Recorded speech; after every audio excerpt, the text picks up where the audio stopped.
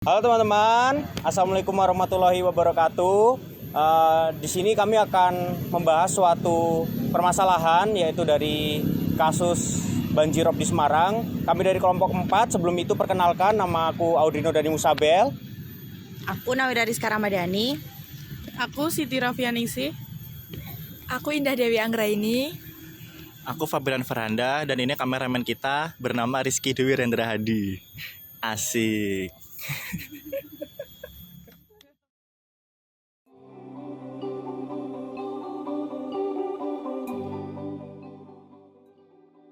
Selamat siang teman-teman. Di sini saya akan memaparkan sedikit tentang isu lingkungan yang paling mendesak di Indonesia, yaitu banjirop.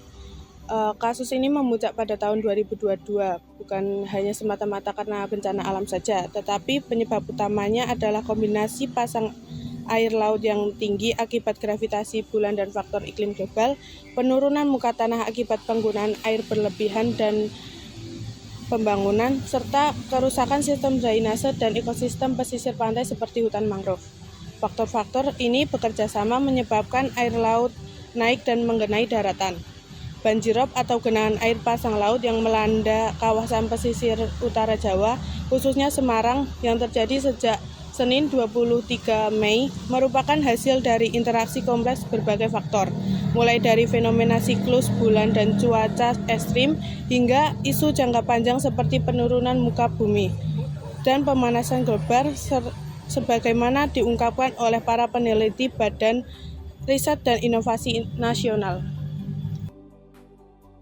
Di sini aku akan membahas 4 permasalahan terkait banjirop yang ada di Semarang ini. Yang pertama adalah penurunan tanah, land subsidence. Ini adalah inti dari krisis di Semarang. Rop menjadi parah karena daratan itu sendiri terus amblas. Selama puluhan tahun terjadi eksploitasi air tanah secara masif, terutama oleh sektor industri dan komersial, melalui penyedotan yang tidak terkontrol. Bayangkan, tanah sebagai tumpukan busa, ketika air di tanahnya ditarik keluar, busa itu akan kempes. Demikian pula saat air tanah diambil, lapisan tanah di atasnya kehilangan daya, dukung, dan turun secara permanen. Berdasarkan kajian satelit Lembaga Penerbangan dan Antariksa Nasional, LAPAN, institusi terdahulunya sebelum dipaksa masuk Green Laut UU, pantai utara Jawa mengalami penurunan cukup tinggi. Penurunan muka tanah 0,6 cm, tapi tertinggi di Pekalongan antara 2 sampai 11 cm per tahun, lanjut Thomas.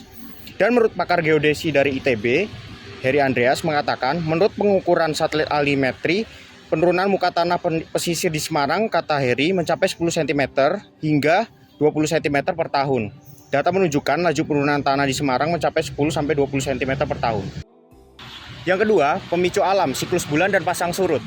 Ketika daratan sudah amblas, fenomena alam yang seharusnya normal menjadi bencana. Air laut mengalami siklus pasang surut, periode tertentu biasanya dipengaruhi oleh siklus gravitasi bulan dan matahari, di mana pasang air laut berada pada puncaknya. Peneliti dan organisasi riset penerbangan dan antariksa BRIN, Thomas Jalaluddin, menjelaskan banjirop Semarang itu terjadi pada fase perbani akhir, fase di mana bulan, matahari membentuk sudut siku-siku 90 derajat setelah fase bulan purnama. Dalam kondisi normal, pasang tinggi ini mungkin hanya menggenangi pantai. Namun di Semarang, pasang ekstrim tersebut langsung meluap ke daratan karena daratan kita sudah berada di bawah ambang batas aman.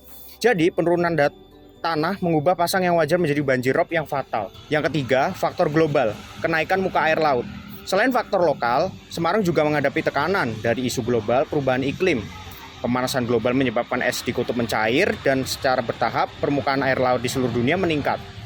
Kenaikan ini memang kecil dalam jangka pendek, tetapi menambah volume dan tekanan pada air laut yang sudah memasuki pesisir Semarang yang amblas. Faktor ini memastikan bahwa ancaman rop tidak akan pernah selesai tanpa intervensi besar. 4. Kondisi ekstrim, badai dan gelombang tinggi. Terakhir, kondisi cuaca ekstrim di laut seperti badai dapat menghasilkan gelombang laut yang lebih tinggi dan didorong oleh angin kencang. Peneliti klimatologi di Pusat Riset Iklim dan Atmosfer BRIN, Erma Yulis Hastin, menjelaskan ada 2 sel badai terbentuk pada Senin 23 Mei pukul 2 waktu Indonesia Barat di bagian utara Jawa yang mengakibatkan hujan dengan siklus hidup yang lama. Erma mengatakan ada 2 sel badai yang sudah terbentuk pada dini hari jam 2 persis di laut utara Jawa, kemudian makin membesar. Itu kalau hujan deras lebih dari 6 jam bisa dikatakan badai yang siklus hidupnya lama, ujar Erma dalam konferensi pers yang sama. Jadi itu 4 permasalahan terkait banjirop yang ada di Semarang ini, yang mana ini menimbulkan polemik banyak di masyarakat ya, ada yang pro dan kontra. Karena kita tahu sendiri itu salah satu yang menjadi tantangan untuk generasi masa depan kita. Terima kasih.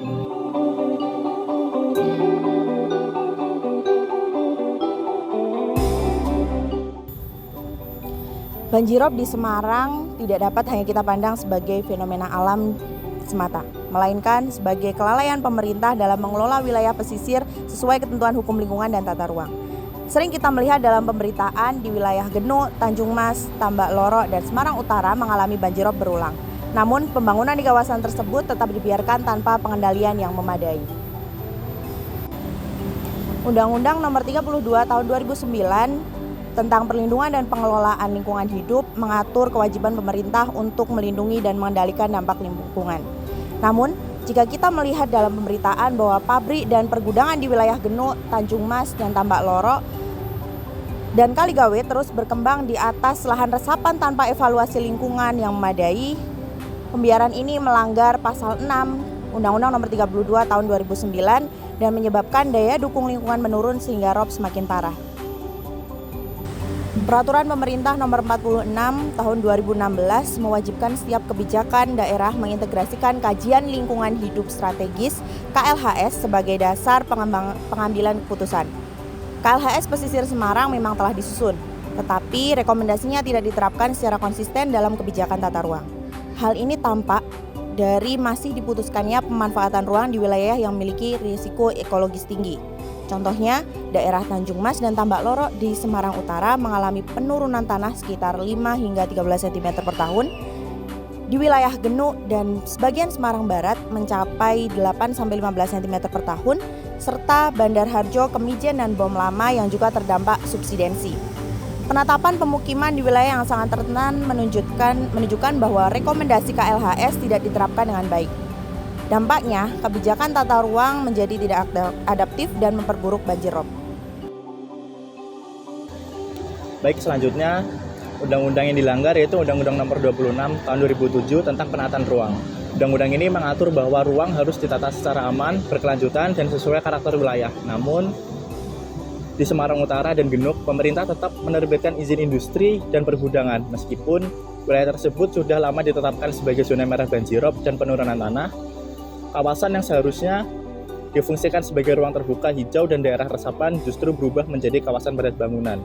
Kondisi ini menunjukkan bahwa tata ruang yang disusun tidak mengikuti prinsip kehati-hatian. Dalam pembangunan di wilayah rawan bencana, pemerintah seharusnya menjaga kualitas ruang, tetapi kenyataannya penataan ruang justru memperburuk risiko banjirop di wilayah pesisir Semarang. Baik, yang terakhir, undang-undang yang dilanggar yaitu Undang-Undang Nomor 23 Tahun 2014 tentang pemerintahan daerah. Undang-undang ini mewajibkan pemerintah daerah memberikan pelayanan dasar, perlindungan, dan penanggulangan bencana kepada warga. Namun di Tambak Loro, Bandar Harjo, dan Kaligawe, warga hampir setiap hari harus menghadapi air rob yang masuk ke rumah, jalan yang terus terendam, dan tanggul-tanggul yang berkali-kali bocor. Penanganan pemerintah bersifat sementara, seperti meninggikan secara berkala atau membangun tanggul darurat yang tidak bertahan lama.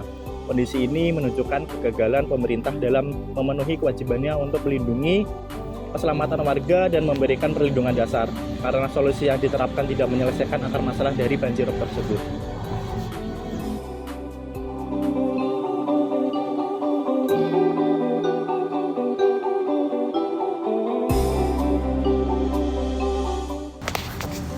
Untuk mengatasi banjirop, kita sebagai masyarakat bisa mulai dari hal yang sederhana. Yang pertama, meninggikan rumah. Yang kedua, kita bisa membersihkan saluran air. Yang ketiga, kita bisa membuat sistem peringatan pasang seperti grup WhatsApp. Dan yang keempat, kita bisa mengurangi penggunaan air tanah agar penurunan air tidak semakin parah. Sementara itu, pemerintah juga memiliki peran yang besar untuk menangani masalah banjirop ini dalam jangka panjang. Caranya dengan membangun dan memperkuat tanggul air atau seawall, dan juga memperbaiki drainase dan pompa air, serta menanam kembali mangrove sebagai pelindung alami pantai. Pemerintah juga dapat melakukan relokasi untuk tempat-tempat yang sudah tidak mungkin lagi ditinggali. Dengan kerjasama masyarakat, dan pemerintah yang baik, maka dampak banjirop bisa berkurang dan wilayah sekitarnya tetap aman. Terima kasih.